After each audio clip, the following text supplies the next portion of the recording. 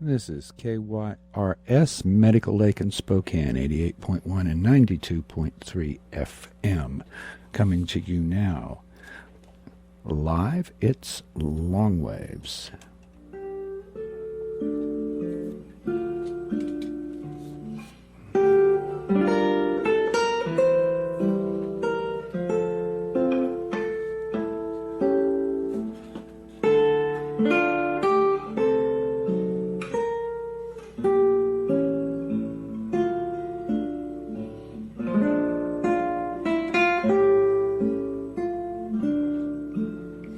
And thank you for tuning in this afternoon. Gray and cold makes me wonder where all that beautiful weather went. I'm Gary Krug, and this is Wednesday, so this is Long Waves. And again, thank you for joining in and listening. Today, I've got to say right at the top of the show that the opinions expressed on this show are solely my own and do not necessarily reflect the views of KYRS, its staff, management, or its underwriters. So today, I thought it might be fun and interesting and revealing to talk about the abuses of power. The abuses of power. We all know what power is, but sometimes it's useful to dive in and take a look at what we actually mean by the word power. So there are three aspects of power, three levels, three places in our world where power shows up. There's a political level, right? And that's laws and government actions. There's a social level, and that's sort of how cultures work and manifest power and keep people in particular little slots. And then there's interpersonal power, where the power gets acted out with the people who are near and dear. The power gets acted out close to folks. So these are the three areas I'd like to look at. And, as I started planning the show, I was beginning to wonder if the world was really as mad as it seems to be. It seems like we're deluged at every turn with tales of grotesque misuses of power and the simultaneous disenfranchisement of those people from those rights and powers that had flourished for a few hundred years anyway, and which now seem to be waning. Power like privacy, power like law. These seem to be waning somewhat. Maybe it's just a transitional period, but I'll talk about that too a little. So enfranchisement, privacy, decency, respect. Most of this was just a lie. It was just a story that we told to make ourselves feel good, and it generally only applied to a handful of privileged people. But the idea that it might apply to more people, the idea that it might apply to everyone, was an intriguing idea. And a lot of people kind of liked that and tried to manifest it into the world. But all of this seems to be unraveling. Another great unraveling here on Long Waves. I was looking at a statement by Paul Craig Roberts, who is a former Undersecretary of Treasury under Ronald Reagan. And he said, quote, "I think Washington is lost in hubris and arrogance and is more or less insane." Hubris and arrogance. And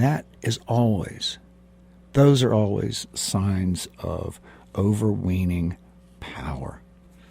Hubris, this pride, this absolute certainty of one's correctness, and arrogance, the flaunting of this in front of other people, is more or less insane.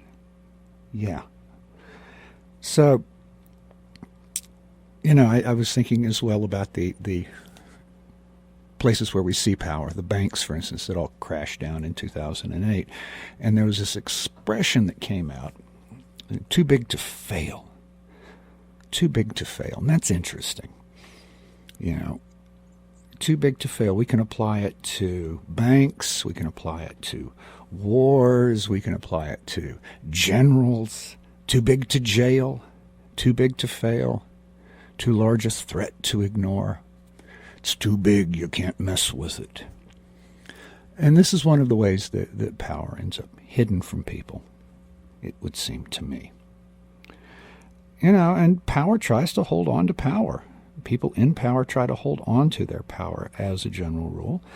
And nonetheless, we see historically examples of failures, dramatic changes in the world and structures of power and social organizations. Generally, these aren't noticed by those in power until the changes were upon them. The world changed as kings and monarchs and governments and institutions and economies collapsed and were replaced with other things that were sometimes better. But this highlights a point that change only emerges when there is room to change. Change only emerges when there is room to change. When the structures that support the status quo either become so weak or collapse so completely that something new has to be created. Collapse and great social change, though, transform the relationships between people. And this is easily understood that when the social forms, the institutions, the schools, the hospitals, the radio shows, the police, when all of these things change, the relationships between us change in our ordinary lives. When economic systems transform dramatically, the relationships we have with people in the world are altered. So it is easily understood that great social change transforms relationships between people. The corollary I want to examine is whether people and their individual actions change the world. I'm speaking of both great people and not great people and ordinary people, just folks doing their stuff every day. And I'm not speaking in the abstract or philosophical sense. So there's a couple of examples that I'd like to walk through. I want to talk a little bit about native rights. I want to talk a little about a lesser-known blogger for the men's rights activist groups. And I want to talk about General Petraeus and one or two other issues, but just using these for examples. What we see with power is that power acts with an assumption of its right to act as it will. And when people do this, when people act with the assumption of their right to act as they do, they invoke an unspoken power that one presumes to possess. And this is that hubris. What I'd like to do then is to examine the particular kinds of power that are shared by all of these examples. So there are large structures of power and there are small structures of power, but they have things in common. Each structure of power is taken for granted by those with privilege. If you've got privilege, you've got power. It's just how things are. Why would you question a good thing? Each form of power has discourses enforced by institutions, laws, social mores, clubs, these kinds of things. And these give power a structure, and they give it a power and a permanence, and they help transmit it and teach it to other people. And each form of power, every manifestation of power, confers upon those with power a taken-for-granted status. A taken-for-granted status. Hubris, again. It's just how it is. Power structures our worlds, our minds, our language, our relationships to one another. And I was thinking this is why I find anarchists and sociologists so interesting, because they question the nature of power. And it is a fascinating little thing to dive into. And so if we think about how power is expressed in the world, it follows consistent lines. We've talked about these on the show before. Class, race, gender. And these are sort of the standard B-flat lines of power in every society. But then we've got these hybrid forms of power. sexuality, one's sexual orientation, one's nationality, and I want to throw in one's religiosity.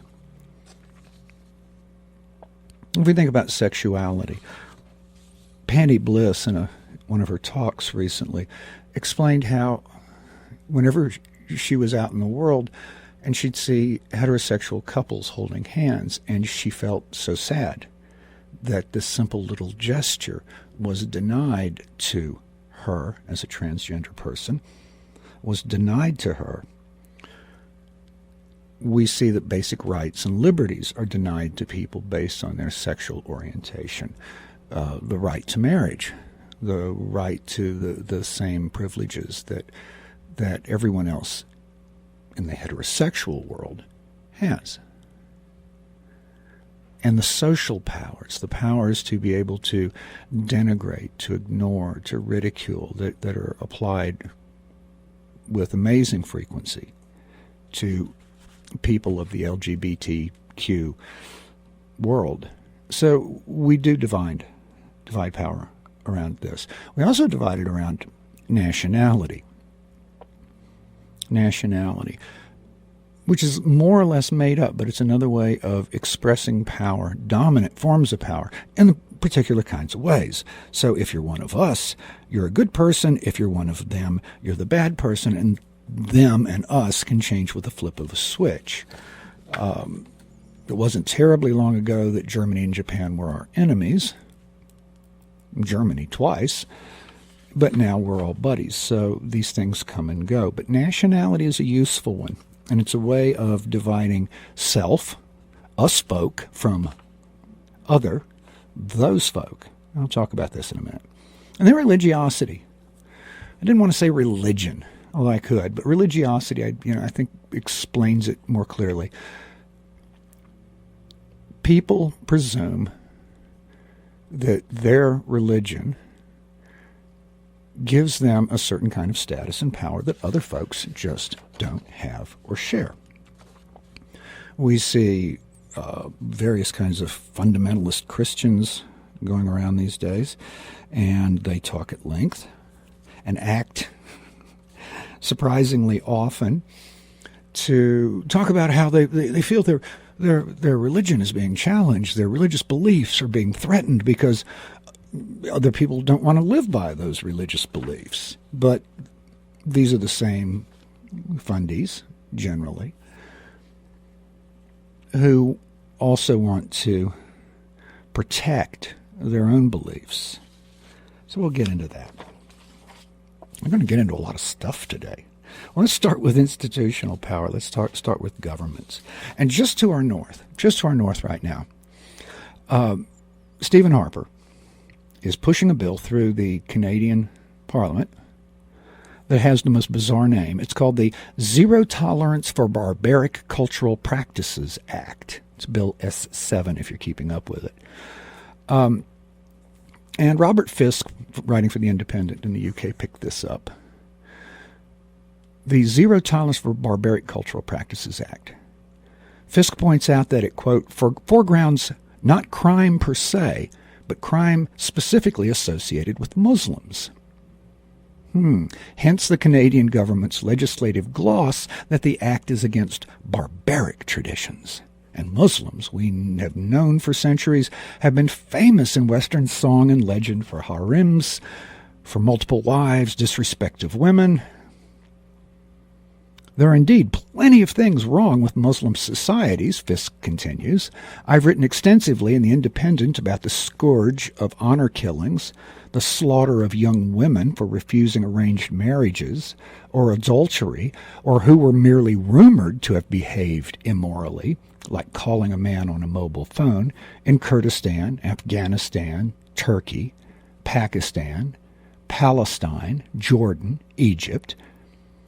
We'll forget for a moment that NGOs also told me that per head of population, honor killing may be practiced even more widely among Egyptian and Jordanian Christian communities.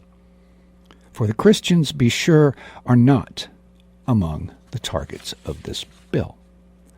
It's odd, too, Fisk writes, that barbaric, in quotes, it's odd that barbaric is part of the ISIS vocabulary for foreigners who bomb predominantly Muslim countries. America's bombing of Afghanistan, Iraq, Syria, Lebanon, Somalia, Yemen, and Libya come to mind over the past 42 years and collude with the occupation and theft of land from Arab Muslims by the very same country whose critics are in danger of being called anti-Semitic by Stephen Harper. So here we have the Canadian government, generally thought to be, a fairly decent government and fairly decent people.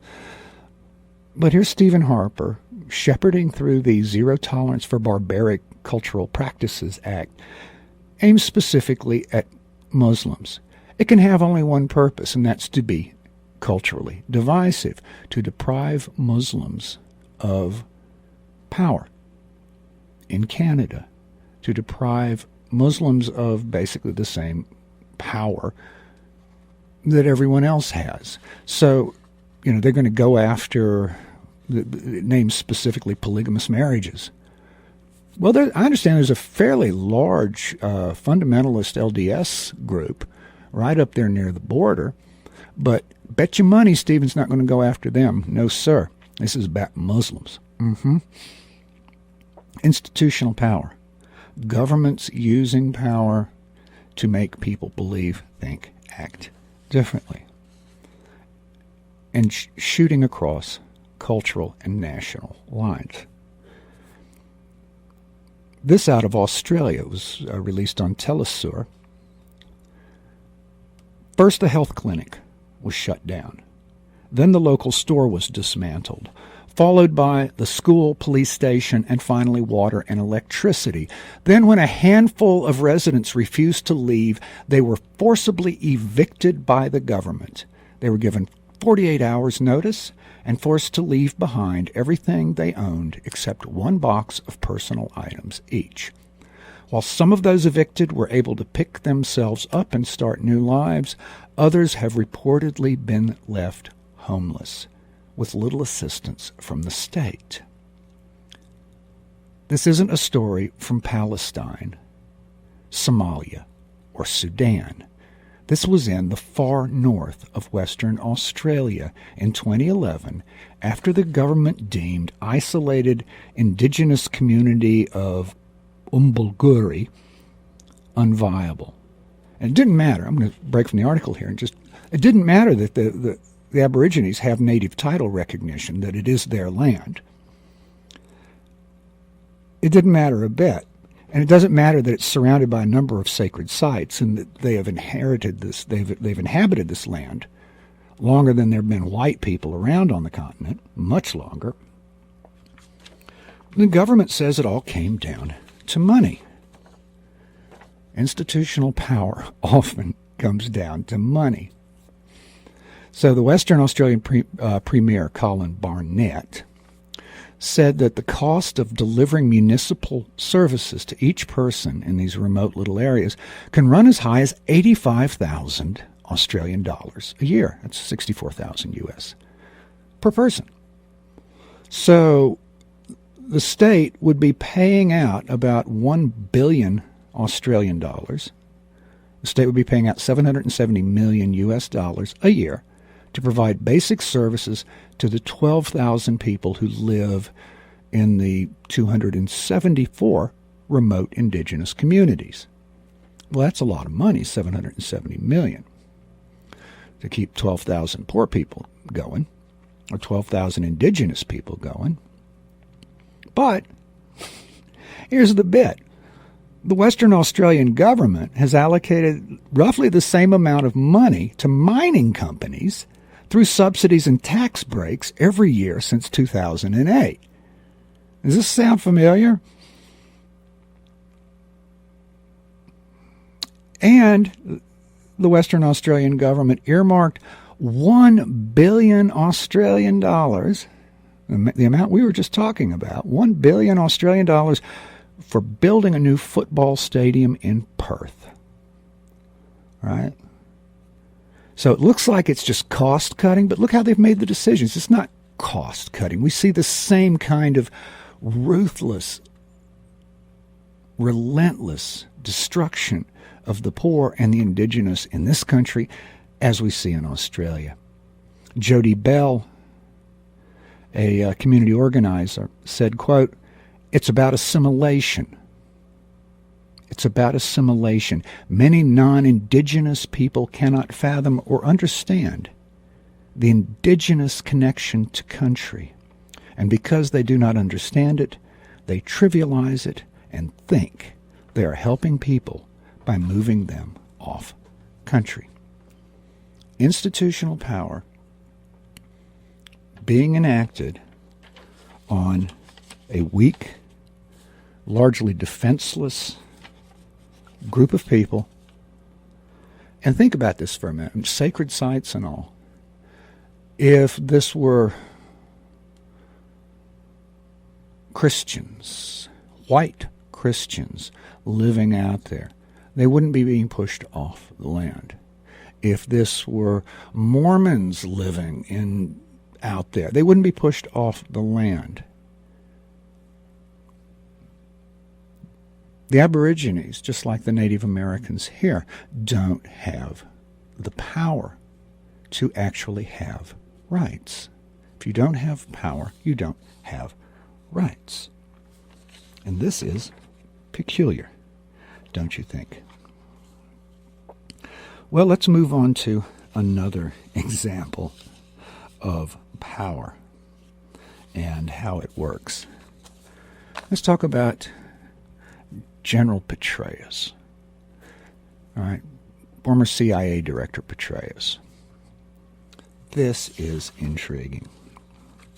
So, if you haven't been following the story, he was getting a little snugly faced with the woman who was writing his biography, and he gave her access to a number of important documents, and he got found out. Top secret documents. So, as a result of all this, Petraeus is, you would think, given how we like to lock people up, how Keriakou, who released documents as a whistleblower, was required to spend 2.5 years in Club Fed. And we all know about Edward Snowden, and we all know about Julian Assange. But Petraeus is facing no time at all, and fines that are laughable. Ray McGovern, a former CIA analyst and one of the activists in Intelligence Professionals for Responsibility, Ray McGovern had some choice words to say about all of this. The leniency shown former CIA director David Petraeus by the Justice Department in sparing him prison time for the serious crimes he has committed puts him in the same preferential immune from incarceration category as those running the financial institutions of Wall Street, where, incidentally, Petraeus now makes millions. Political power in action. Petraeus is now a partner at the firm KKR, which specializes in large leverage buyouts. It's run by a group of former Bear Stearns people.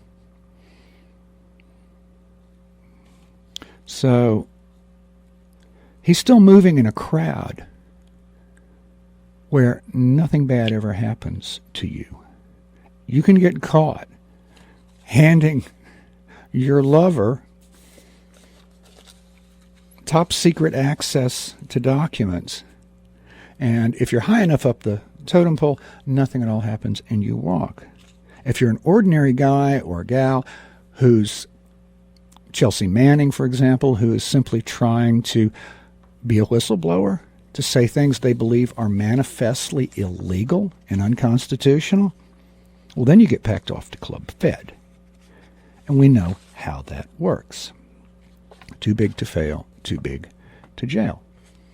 So when Keriakou agreed to a plea deal, which gave him 2.5 years in prison.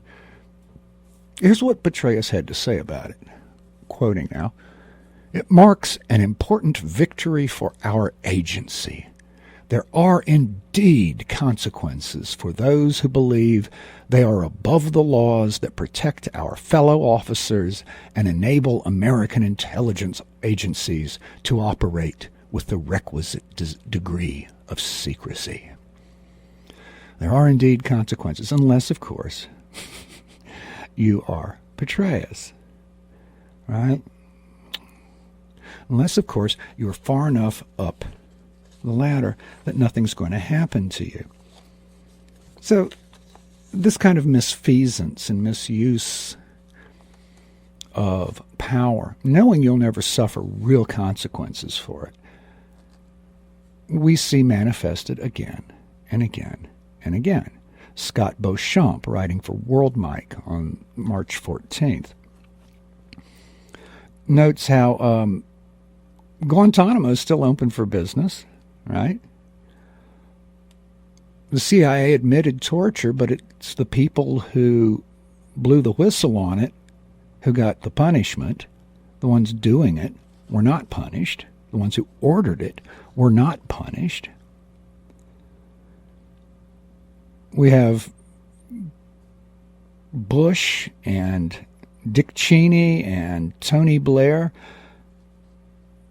walking the earth as free men, having admitted war crimes of torture, among others, and the only place that's actually bothered to convict them or sentence them is Malaysia. So if you're high enough up, you can assume that nothing bad will happen to you.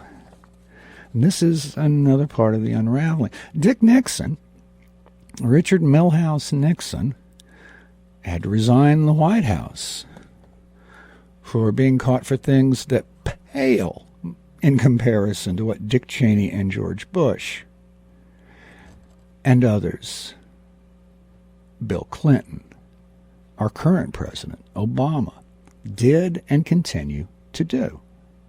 Illegal actions, the murder of civilians around the world, but no prosecution, because that is where power is. Power defines reality. But let's look at, we step down just a little bit in the hierarchy of this institutional political power. Quoting from Beauchamp now, the Army Times reports that since 2003, 129 brigade and battalion commanders have been relieved of duty. Of these, 25 were conducted during combat.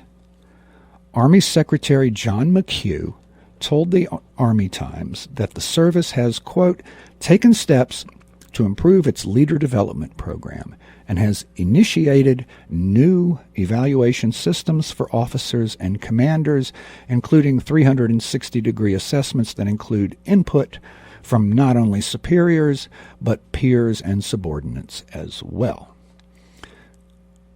Now, continuing with Beauchamp, the military has practical concerns for holding its leadership to account, but any legal resolution is also a moral resolution, and therefore part of a larger process. We tend to couch, he writes, our rhetoric about war in moral or even artistic terms. But the legal system is most tangible, the most tangible method we have of proclaiming a specific moral perspective and hopefully making our way toward justice. This isn't just something that's owed to the countries we invade. We owe it to ourselves as well. When former President Jimmy Carter said of our escapade in Iraq that any peace must be a clear improvement over what exists, he didn't mean it. He didn't take it to mean in Iraq only. Any peace must be a clear improvement over what exists.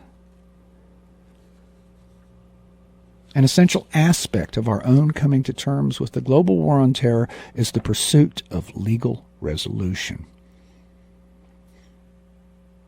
And Beauchamp points out as well in this article that he had served in the military, and it actually had 3 people who he had served under who had been removed from their duties for various kinds of malfeasance. So, if you're just joining the show, this is Long Waves with Gary Krug, and I'm talking today about the abuses of power and the dangers of power on a lot of different levels: interpersonal, cultural, social. So, well, where will we go from here? I know. Let's talk about the men's rights activists. There is this guy who has this blog, and he goes by the handle of Roosh V. Now, Roosh is what people in these circles call a pickup artist. He believes he has a series of techniques for manipulating and lying to and emotionally manipulating, there's no other word for it, women for his own use. And Roosh is a guy who reflects so many of the attitudes of so many men in this culture, but does so in a way that he is almost a cartoon caricature of misogyny. He doesn't get that, but he is. The sense of entitlement and assumed power of this Roosh character allows him, as it does a great many men in our world, to treat women as if they exist solely for him and for his use, generally sexually. And there's a whole rainbow of I shouldn't say rainbow, that'll confuse things. There's a whole box full of these men's rights groups. They're MRAs, they call them men's rights activists. And then there's this group called MGTOWs, men going their own way, who've just sort of given up on trying to be with women because women are just, you can't be with them. And the MRAs are constantly trying to attack feminism. So these groups, the men, these MRAs and MGTOWs, these are men whose beliefs generally only kind of catch mainstream attention when somebody like Roger Elliott, do you remember him, the young man who, in a fit of misogynist rage, went out to kill sorority girls in California last year? Only when somebody like Roger Elliott pops up and used expressly the language of the men's rights groups and the MGTOWs and the PUAs, only then does this rise to mainstream attention.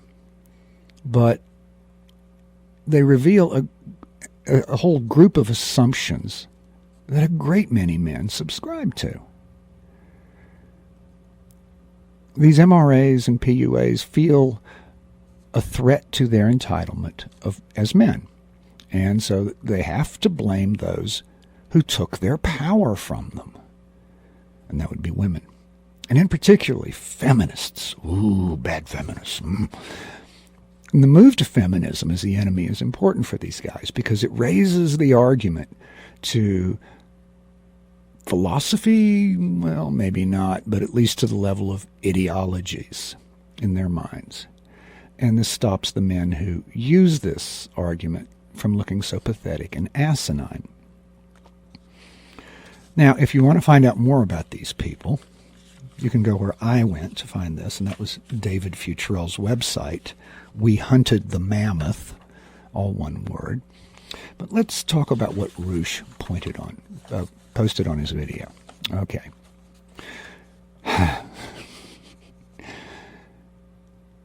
He gave a list of all of the things that he has to do, how he has to groom himself for women so that they will have sex with him. And he's lamenting this, right?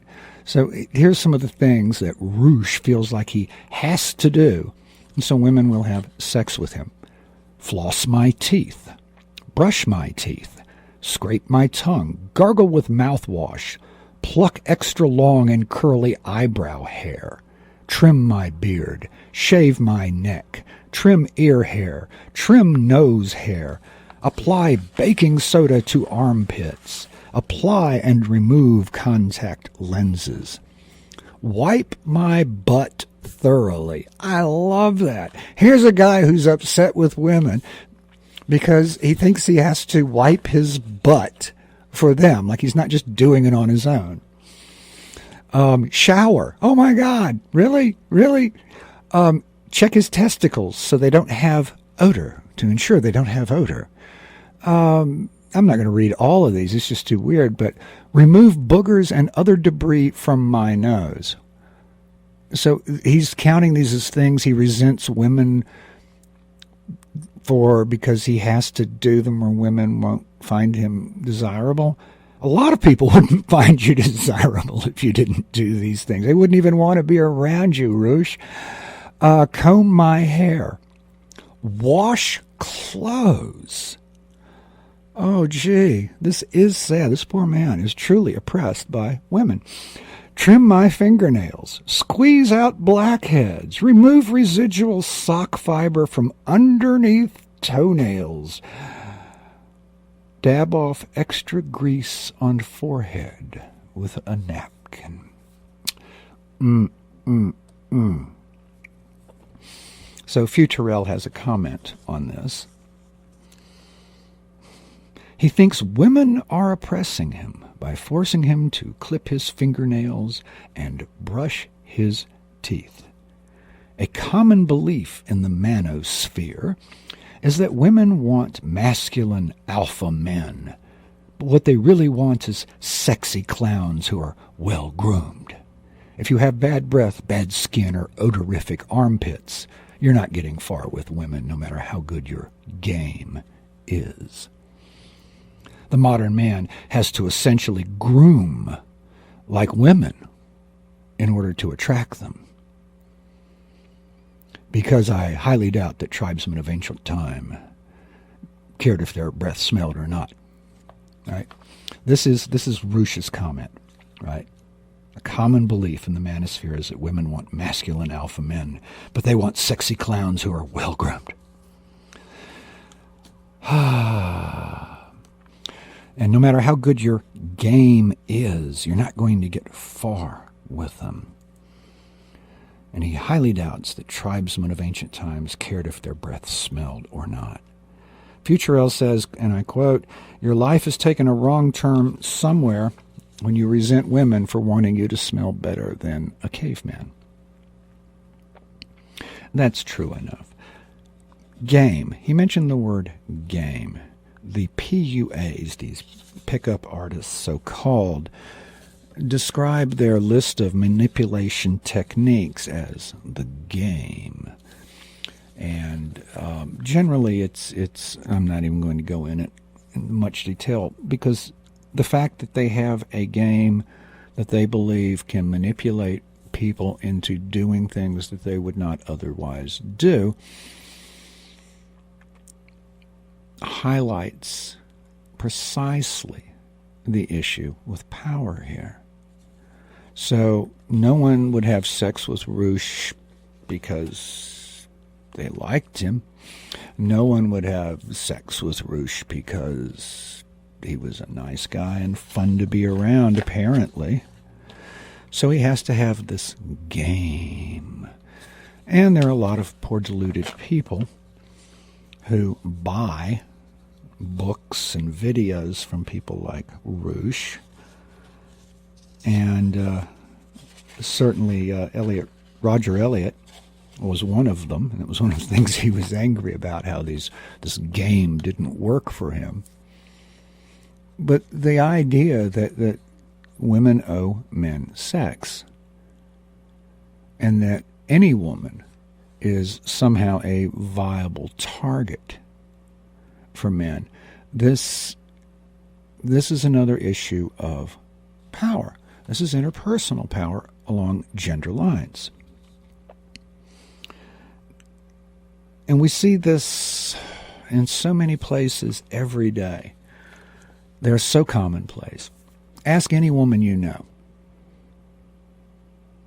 whether she can go out for a loaf of bread without strange men trying to talk to her, whether she can go to rose hours without having men follow her around the aisles and try to engage in conversation or even touch or follow her. Ask any woman, men, ask any woman you know if she's had these experiences. And where do they come from, these experiences? They come from men's belief that women owe them something, that men have a privilege, men have a power, that men can intrude and demand of women sex, or something perhaps leading to sex. But just the idea that you can do this to total strangers along gender lines. And you should, guys, if you don't know women who've talked to you about this, you should ask them how they feel. And if you've ever done it, you should consider how they feel. They don't feel pretty. They don't feel sexy.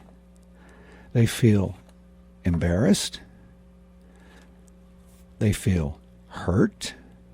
They feel threatened.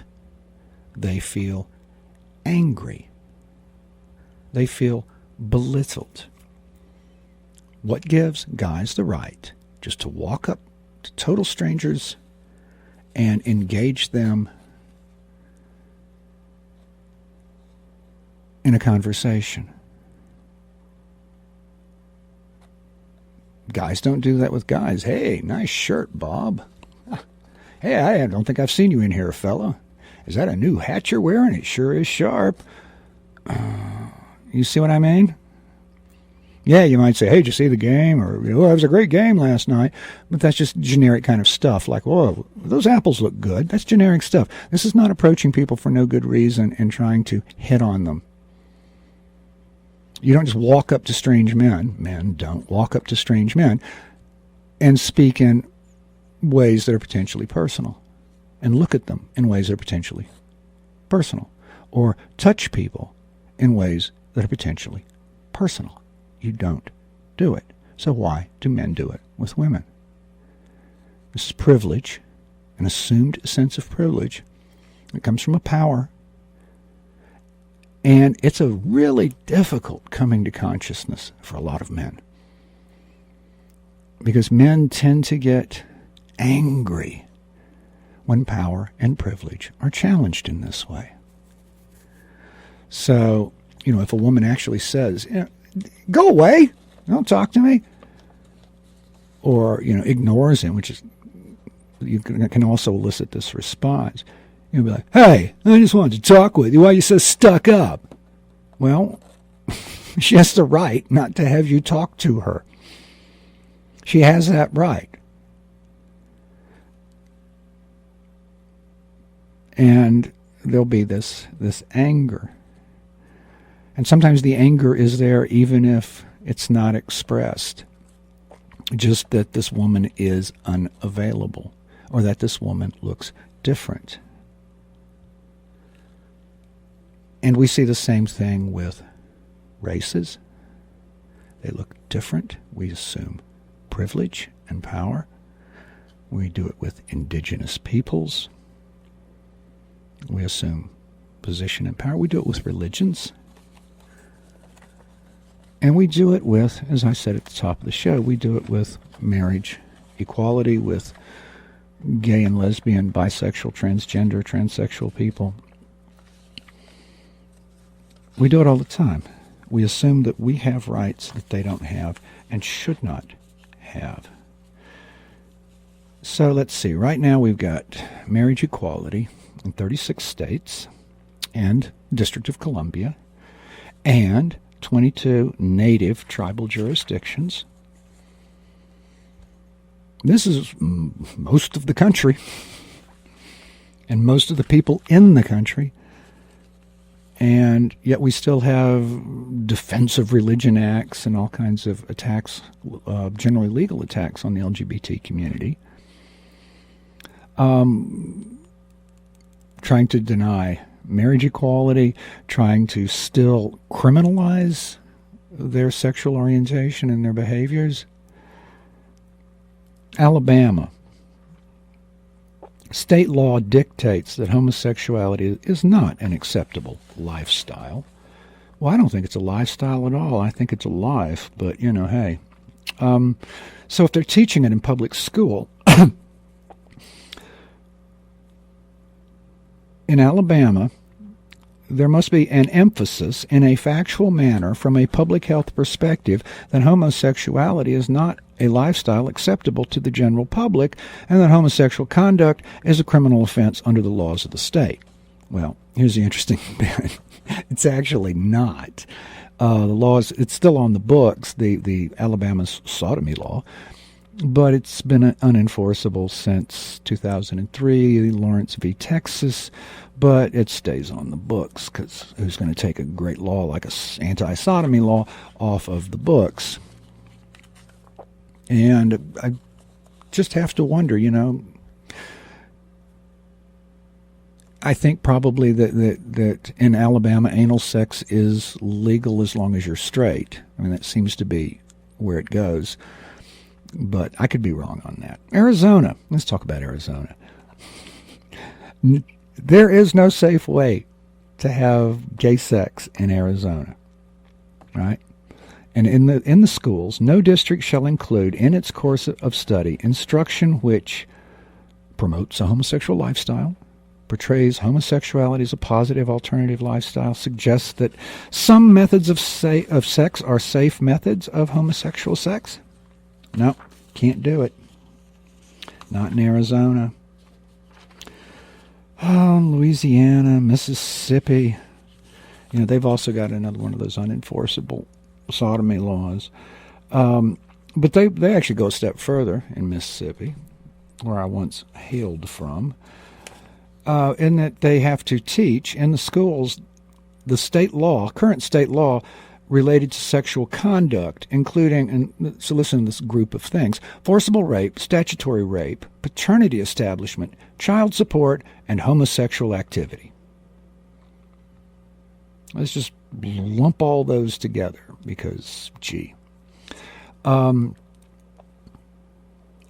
here we're institutionalizing, these states are institutionalizing a set of prejudices that must be taught to children.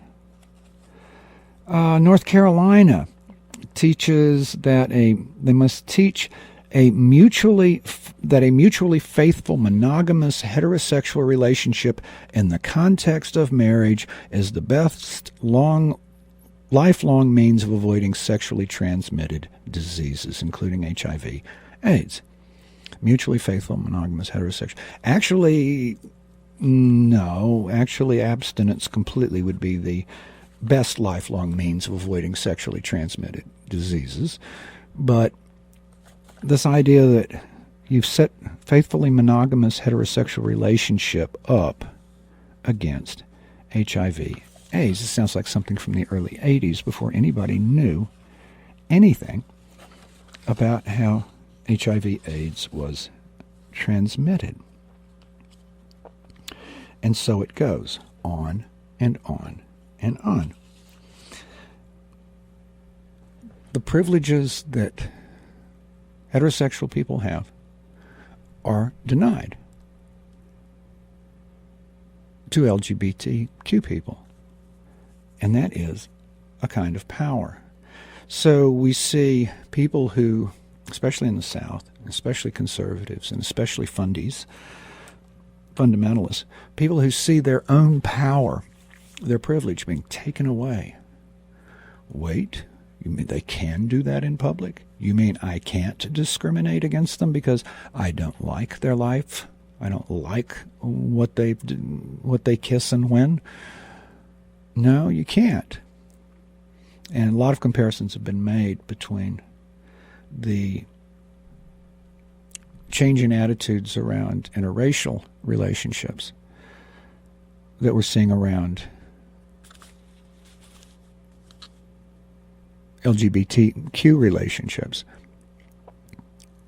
But all that the conservatives can see is the loss of their privilege. So, I mean, Oklahoma's even gone so far. They want to eliminate marriage altogether and make it not a marriage license, but you would get a little piece of paper from a clergy person. Well, that'd probably work pretty well for a lot of LGBTQ people because, it's fairly easy to find clergy who are happy to marry you. I can think of several in town right here in Spokane. So, here's the bit. As I've said, when people have privilege and power and they sense these waning, they sense the loss of their own privilege, their own ability to walk up, if they're men, and harass women, their ability to do whatever they want with impunity. When they feel the loss of this, they become threatened and they tend to react. So they may strike back and try to deny the other's power. They could do this in the context of law. They could do this in the context of legislation. But they fail to realize that they're not only reducing the rights of other people, they're reducing their own rights as well. And this is peculiar, that they would want to do this, because they're not thinking it through. They're thinking rather like children who don't get that, well, okay, just don't get any candy then. They also won't get candy if they deny candy to others. They won't have the same rights and responsibilities and privileges that other people do. Discrimination based on religion works the same way. So we've got a lot of fundamentalist states and municipalities who talk about, they've got to prevent Sharia law. But they're quite happy to have a law that privileges their religion.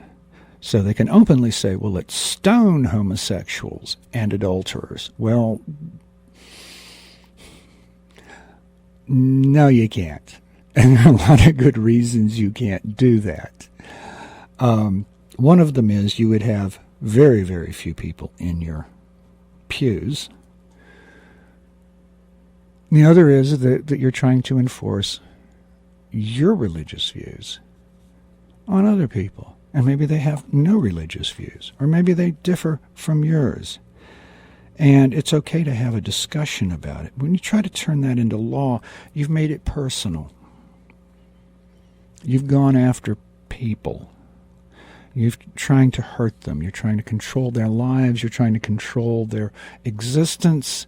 And why does this always, always, always come from those who thump their chests the loudest about personal rights and responsibilities and how we have to preserve these, and it's all very important. But yeah, I know.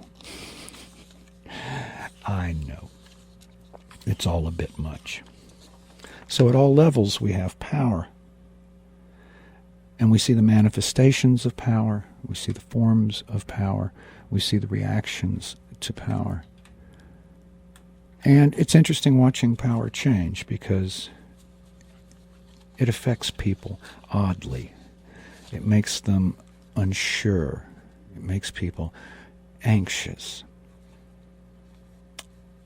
And we'll talk a little more next week. Probably not about power, but about something else interesting, I hope. So I'd like to thank you so much for joining in today. This is Gary Krug on Long Waves. You can listen to the show on my YouTube channel, Gary Spokane. You can write on Faceplace to me. That would be Long Waves Radio, all splattered out there on the URL bar. And you can email me at longwaves@kyrs.org. So, until next week, you stay safe, stay smart, read lots, and try to check your privilege just a little bit. You'd be amazed how much happier it'll make you. I'm out of here. Oh, I got to do one thing. You're listening to KYRS, Medical Lake in Spokane, 88.1, 92.3 on your FM dial. Bye-bye.